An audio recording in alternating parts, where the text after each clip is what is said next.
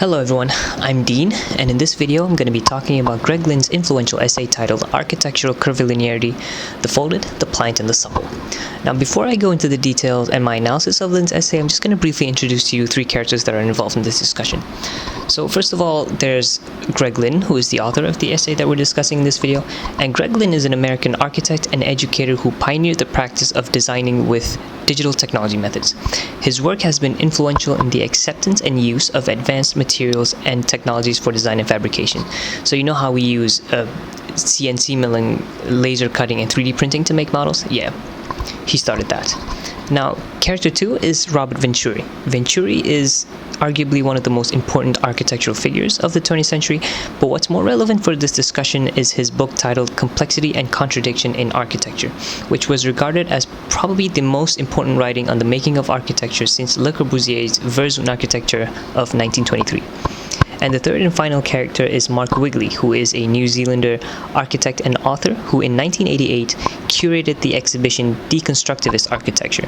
And this exhibition aimed to celebrate the works of 7 architects who implemented a style which involved various ways of deconstructing the conventional forms of architecture. Now, back to Lynn's essay. So, this essay, which was published in 1993, he compares Venturi's Complexity and Contradiction in Architecture with Wigley's Deconstructivist Architecture, and he finds that both these works have one common underlying theme, and that is that they are arguing for the deployment of discontinuous and fragmented formal strategies.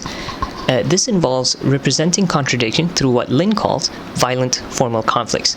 Now, this emerged because of contemporary architects at the time was growing tired of modernist architecture, which was characterized as minimal, form follows function, and a rejection of ornamentality.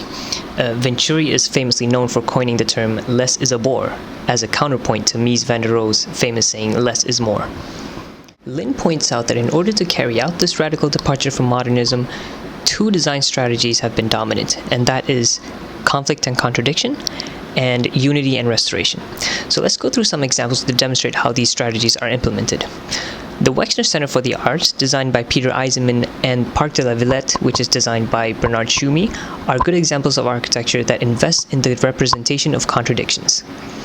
For the Wexner Center, Peter Eisenman designed a grid structure as walkways and is intentionally placed asymmetrically to the existing street grid. The design then results in a conflict between the geometry of the building and the streetscape that it sits on. In comparison, the Parc de la Villette, Bernard Tschumi applies the strategy in a different way. A total of 35 points, or follies as Tschumi calls them, is intentionally designed to stand out from the surrounding environment. The contrasting red follies from the greenery pulls your attention, resulting in a contradiction between structure and site.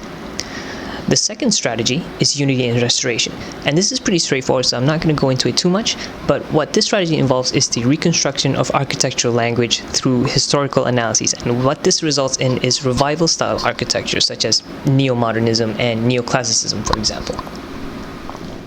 Lynn thinks that the reactionary call for unity nor the avant-garde dismantling of it is not an adequate model for contemporary architecture, and he offers an alternative design strategy, suggesting that architecture can be complex without it being neither conflicted nor united, but mixing the two together, and he uses cooking as an analogy to demonstrate his point. And this is where folding comes in. I believe Lynn chose the word folding not in a literal sense, but in a more metaphorical way. He claims that folding architecture has the ability to integrate unrelated elements within a new continuous mixture.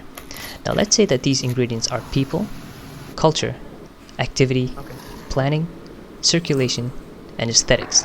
Now these disparate ingredients are carefully chosen, chopped up, and mixed together in the pan or the design process, and the result is a mouth-watering dish of architecture, rich with nourishment, and it leaves you wanting seconds.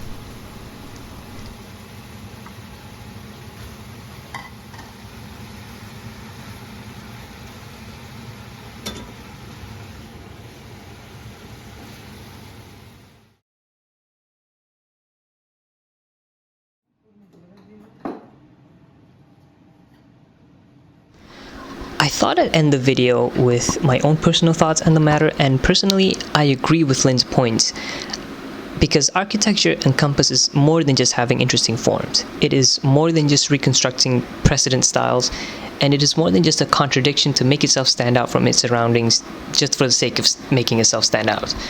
Architecture is the embodiment of a culture in the form of a built structure. cultural values, specific mannerisms, and the overall way of life of a certain user base has to be considered to create an effective piece of architecture. So that's all I have for you today. I hope I have shed some light on this interesting topic. Make sure to like and subscribe. I'm kidding, but thank you for watching. Goodbye.